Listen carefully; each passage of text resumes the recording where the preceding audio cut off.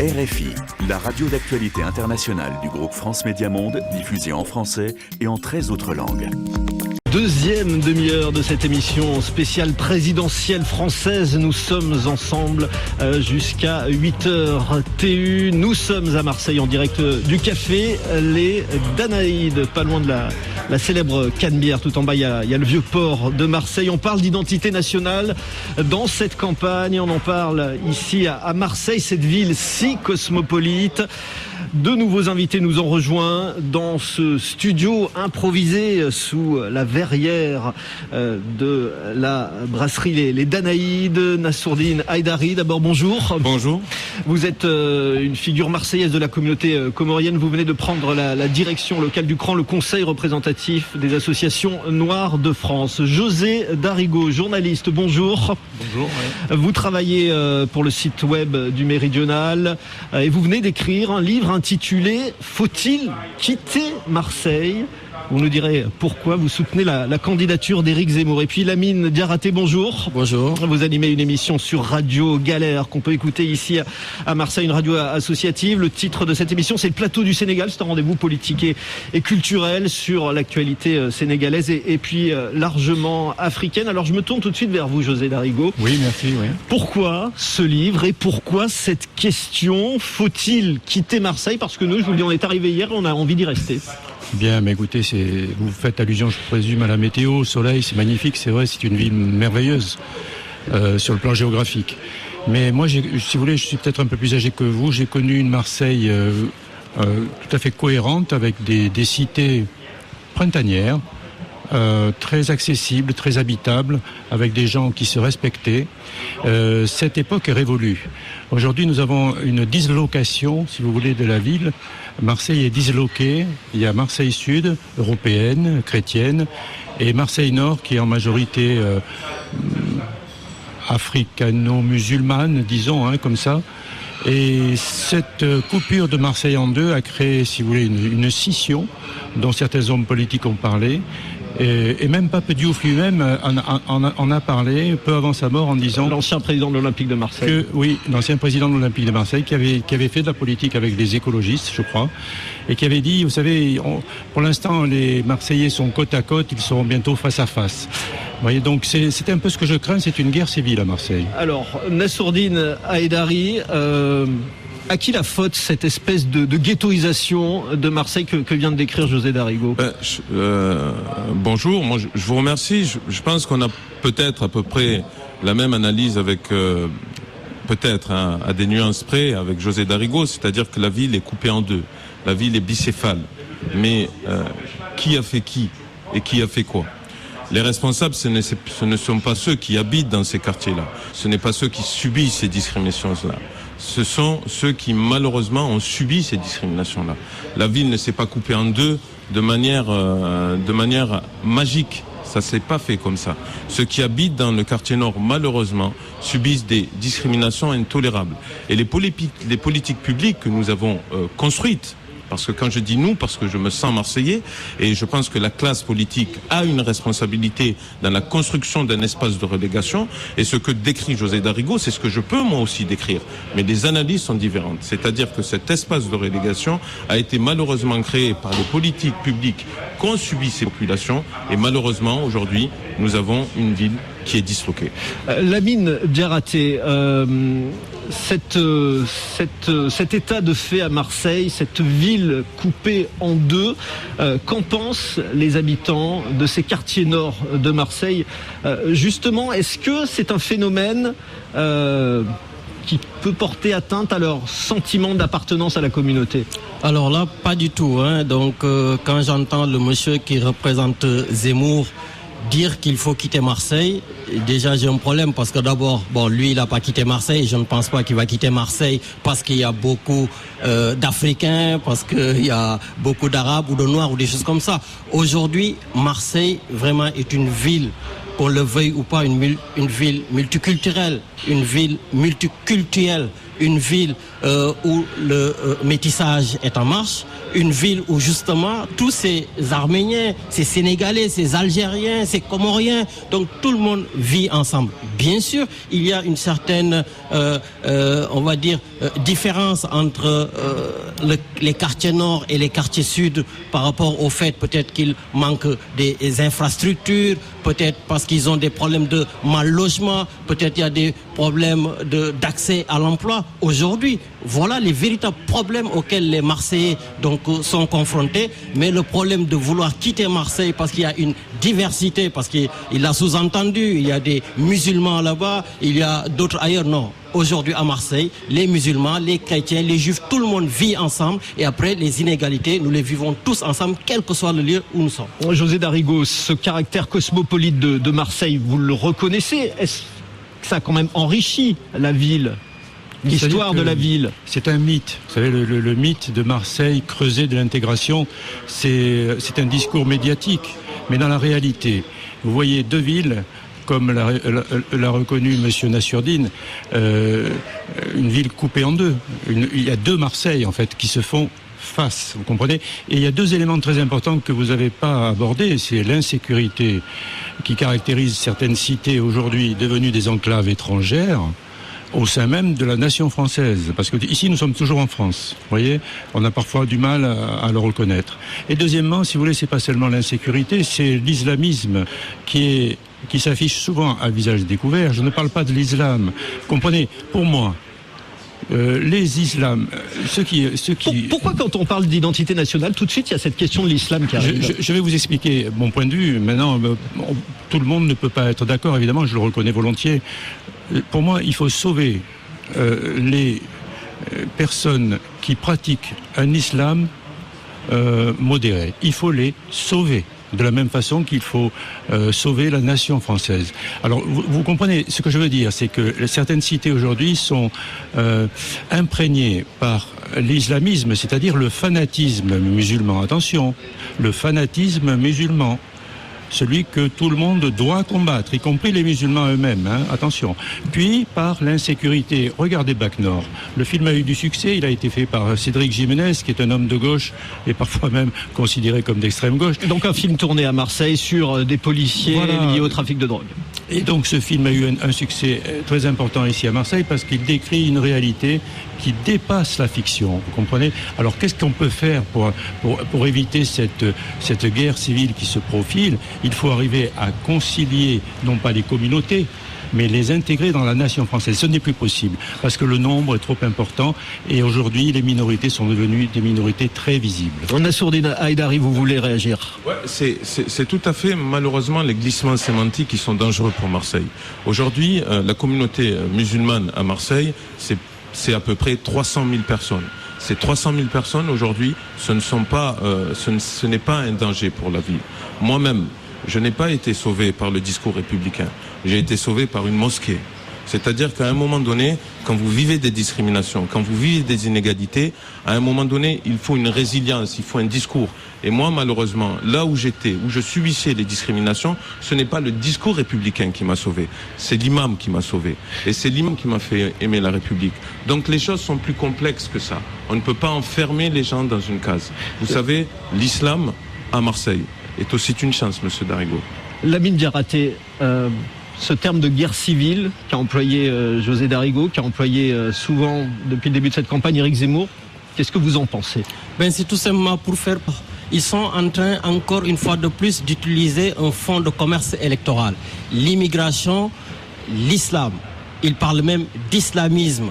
À l'entendre parler, on a l'impression qu'il y a des terroristes un peu partout à Marseille, que l'insécurité est un peu partout parce que ce sont des immigrés, parce que ce sont des musulmans. Voilà, donc à un moment donné, il faudrait qu'ils sachent ce que Bayrou disait, que l'identité de la France, c'est la République. Donc aujourd'hui, tous ceux qui sortent des sentiers battus, qu'ils soient musulmans, qu'ils soient immigrés, qu'ils soient tout ce que l'on veut, l'essentiel c'est qu'ils respectent les lois de la République. Et ici à Marseille, on est bien.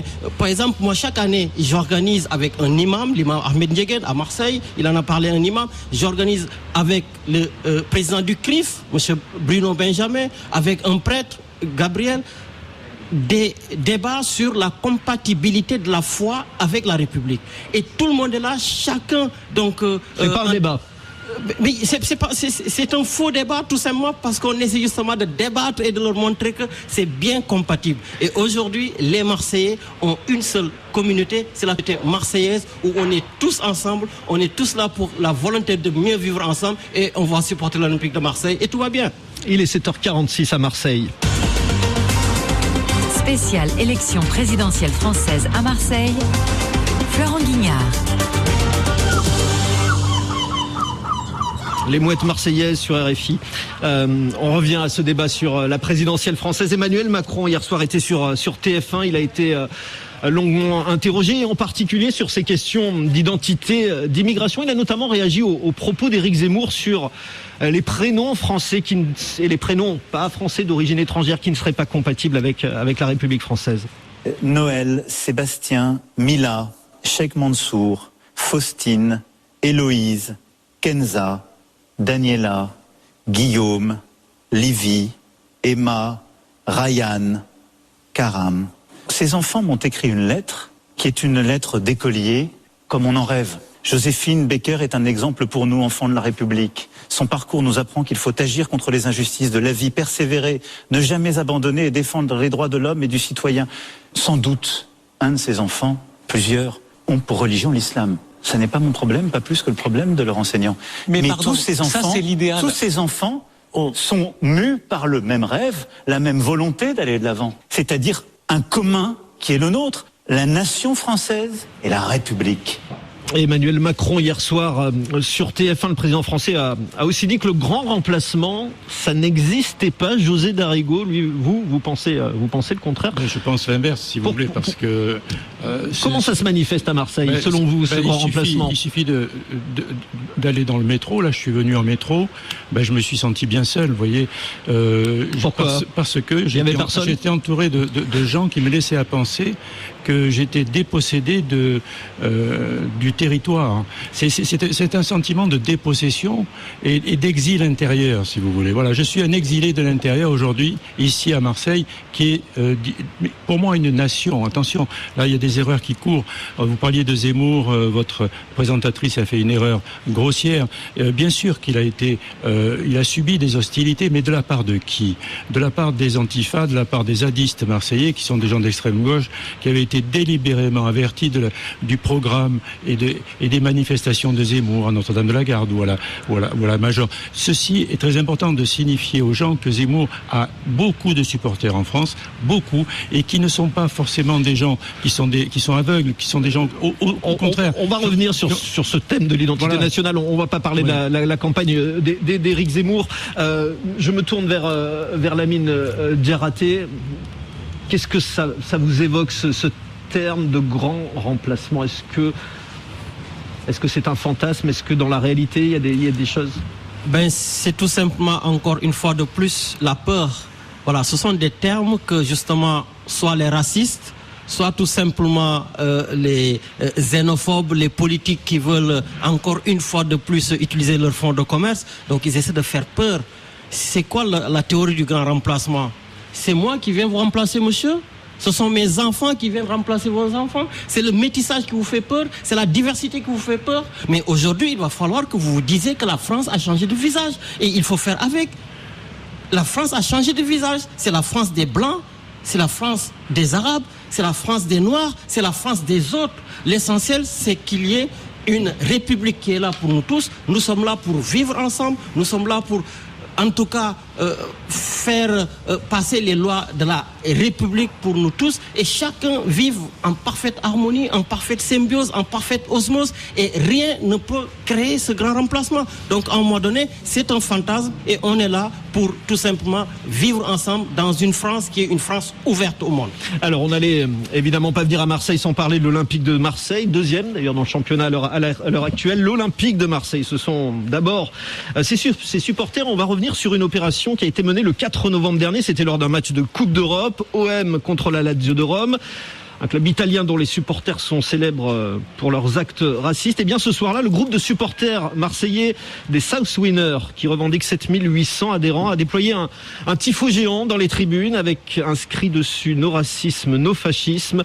Reportage de notre correspondant à Marseille, Yoram Meloul. Hamza Bagour, le secrétaire général des South Winners, se remémore fièrement ce tifo brandi au début du match contre la Lazio de Rome. On est tous antifascistes et on le revendique. Et le destin a fait que ce jour-là, on devait recevoir l'un des clubs les plus fachos qui est en Europe. C'était l'occasion jamais pour le montrer et pour le revendiquer encore plus. Et la tendance n'est pas nouvelle. Dès la création du groupe en 1987, les membres des South Winners se sont engagés contre l'extrême droite. C'est d'ailleurs comme ça qu'ils ont choisi leur couleur orange. Les fondateurs de ce groupe-là montaient à Paris pour un déplacement. Ils étaient positionnés dans le stade d'une façon à avoir la tribune de Boulogne face à eux. C'était skinhead, les mecs qui se faisaient très mal avec des bombers, des chaussures montantes.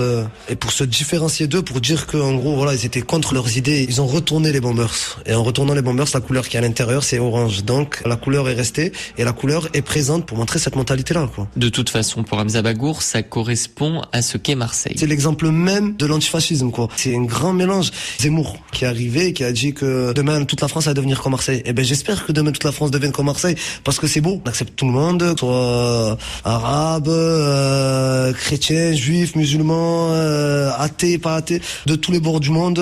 C'est Marseille, quoi. De toute façon, il y a qu'à regarder un match de l'OM, il y a des drapeaux du monde entier. Juste à côté de nous, Charlie Diouf, un autre membre du groupe qui écoute la discussion. T'as des drapeaux de l'Algérie, du Maroc, de la Tunisie, des États-Unis, de la Palestine, d'Israël, enfin de tout. S'il veut venir avec le drapeau de son origine, eh ben personne ne lui dira rien et voilà, que tous les drapeaux du monde flottent dans le ciel olympien, c'est très bien comme ça. Et l'engagement se traduit aussi concrètement via des actions sociales menées en faveur des habitants de la ville. Autre exemple, pour le dernier OM PSG, ils ont proposé à une vingtaine de migrants de les accompagner au stade pour la première fois. Tous les samedis, au stade Vélodrome, tous les supporters s'écrient comme un seul homme, allez l'OM. On est tous avec toi, allez l'OM. Les Marseillais seront toujours là, respirer l'air. Je crois bien qu'il est pollué d'eau à la mer. Nous ne pouvons plus reculer, alors ouvrons un grand débat. Parlons d'identité, montrons à tous ces pépons que nous savons ce que c'est. La Provence a des valeurs, j'ai dit l'hospitalité. Oublions le doute et la peur, c'est de l'avant qu'il faut aller. Et pourtant, ma ville tremble, ma ville est malade. Devant le Maine jusqu'aux éclats. Alors, José Darigo, est-ce qu'il n'a pas raison quand même ce supporter de l'OM quand il dit qu'il n'y a qu'à Marseille qu'on peut voir dans la même tribune un drapeau palestinien et un drapeau israélien? Ah oui, il dit tout à fait la vérité. Moi, je vais souvent au stade Vélodrome, comme de nombreux Marseillais, je suis choqué. Contrairement à lui, je suis choqué de ne voir qu'il n'y a pas de drapeau français qui flotte sur le stade Vélodrome. Vraiment aucun drapeau français dans les tribunes. En ce qui me concerne, je n'en ai vu aucun, monsieur. Et donc ça, pour moi, c'est choquant parce que nous sommes toujours en France, malgré tout, à Marseille, vous comprenez? Donc, même si on a un sentiment d'exil en tant que Français ici, eh bien, on est choqué parce que le stade Vélodrome n'est pas le creuset de l'intégration, comme le disait Jean-Claude Gaudin, pas du tout. C'est le creuset de la désintégration. Vous avez deux virages qui sont, eux, comme l'a dit le supporter qui est intervenu. Si vous parlez d'intégration, Zinedine Zidane, oui, né à Marseille, oui, qui fait ses débuts à Marseille. Oui. C'est un formidable moyen d'intégration. Zidane, absolument, bien sûr. En plus, par l'exemple qu'il donne, monsieur. Mais si tous les immigrés, je suis désolé de vous choquer, mais si tous les immigrés pouvaient donner le même exemple que ce monsieur, ce grand monsieur, qui est monsieur Zinedine Zidane, eh bien, je pense que à ce moment-là, il n'y aurait plus aucune animosité, monsieur, aucune envers les immigrés. Nassourdine Haïdari. Moi, j'aimerais pas que dans ce débat-là, on tombe dans des caricatures. Marseille n'est pas une ville multiculturelle. Marseille est une ville multidiscriminatoire. Aujourd'hui, il y a une population à Marseille qui vit des discriminations insoutenables. Et il faut le dire. Que ce soit Zidane, que ce soit Soprano, que ce soit d'autres exemples, ce sont aujourd'hui des exceptions qui confirment la règle. Quelle est la règle ? La règle est que certaines personnes à Marseille vivent dans l'insécurité sociale, vivent des injustices inimaginable, monsieur Darigo. Là où on peut se rejoindre, moi je pense pas qu'il faut quitter Marseille. Je pense qu'il faut se battre pour Marseille. Et vous qui avez écrit un livre, Quitter Marseille, vous êtes peut-être la preuve que vous ne quittez pas Marseille. Et je pense qu'il faut se battre pour Marseille. Mais il faut se battre comment pour Marseille? Il faut amener toutes les populations vers un destin commun, vers une maison commune. Moi, vous savez, je n'accepte pas ceux qui me disent oui, Marseille, c'est des drapeaux israéliens, palestiniens, comoriens, algériens. Ok, mais la réalité, elle est comment en fait à Marseille? Comment on fait aujourd'hui que dans les quartiers nord, il y a des écoliers sans école? On fait comment? Quand vous avez des quartiers où il y a plus de 40% de chômage, on fait comment? C'est ça, moi, qui m'intéresse. À un moment donné, il faut sortir des clichés, il faut voir la réalité telle qu'elle est. Et malheureusement, Marseille est une ville multidiscriminatoire. Ce que vous dites aussi. là, que ces questions d'identité nationale, c'est pas ça la priorité. La priorité, c'est la question sociale. Non, après, les questions d'identité nationale ont traversé l'histoire de France. Je vous rappelle, monsieur, qu'on disait aux protestants, assimilez-vous. Assimilez-vous. On le disait aux protestants. Qu'est-ce qu'on dit aujourd'hui en Chine aux Ouïghours? Il y a des centres de rééducation pour les assimiler. Alors attention, le débat de l'assimilation est un débat dangereux. Il ne faut pas assimiler. Moi, je pense qu'aujourd'hui, quand vous avez des personnes qui sont de la 3e, 4e, 5e génération, ils s'intègrent à quoi? Ils s'assimilent à quoi? On est français, point barre. Mais malheureusement, dans cette francité, dans ce processus, nous n'avons pas les mêmes réalités. On va maintenant retrouver un couple de Tunisiens. Ils s'appellent Meir et Alem Ben Ammar, qu'Aurore Lartigue a interrogé quand ils ont reçu tous les deux en même temps leur décret de naturalisation. Lui a quasiment vécu à Marseille toute sa vie. Il a attendu que sa femme arrive de Tunisie en 2008 pour enfin franchir le pas. Et pour eux, voter, ce sera important dans quelques mois. C'était beaucoup plus calme que maintenant. Ça coulait tout seul, peut-être, ou je sais pas. On voit plein de choses qui sont en train de se dégrader. Là, donc il faut sauver quand même la démocratie. La démocratie, les valeurs de ce pays, la liberté. La liberté du culte, tout. Voilà, c'est important de voter pour ça, pour que ce pays garde une liberté de culte, une liberté de pouvoir voter comme on veut, de vivre en paix, quoi. Voilà. La France, elle n'est pas dans ses meilleurs états. Hein. Sincèrement, on ne peut pas dire que lorsqu'on sort maintenant, on se sent en sécurité à 100%, surtout quand il y a des lieux plus ou moins fréquentés et tout ça. Sincèrement, il faut faire quelque chose pour ça. Pendant 40 ou 50 ans, il faut le laisser aller. Il vaut mieux faire quelque chose maintenant qu'après ça va être trop tard. Voilà pour ce couple tunisien au micro d'Aurore Lartigue. Il nous reste moins d'une minute. Très rapidement, Lamine Diarraté, vous vouliez réagir à ce débat? Oui, donc tout à fait. Donc M. Darigo, qui représente Zemmour, dit que si en tout cas les Français d'origine immigrés étaient comme Zidane, les choses se passeraient mieux. C'est juste pour lui dire que Zidane est une personnalité très connue. Il a gagné la Coupe du Monde. Mais aujourd'hui, en France, il y a des gens qui s'appellent Nassourdine, qui s'appellent Lamine, qui s'appellent Fatou, qui s'appellent Mohamed et qui sont de véritables exemples. Et comme disait Senghor, tout simplement, les racistes, ce sont des gens qui se trompent de colère. Aujourd'hui, les problèmes, c'est le pouvoir d'achat, c'est tout simplement l'emploi et c'est tout simplement les Français. Merci beaucoup, Lamine Diarraté, Radio Galère. Merci aussi à José Darigo, journaliste, et Nassourdine Haïdari, président du CRAN local. Une courte pause, un journal, et on se retrouve dans 10 minutes pour cette émission spéciale présidentielle à Marseille. RFI à Dakar, 92 FM.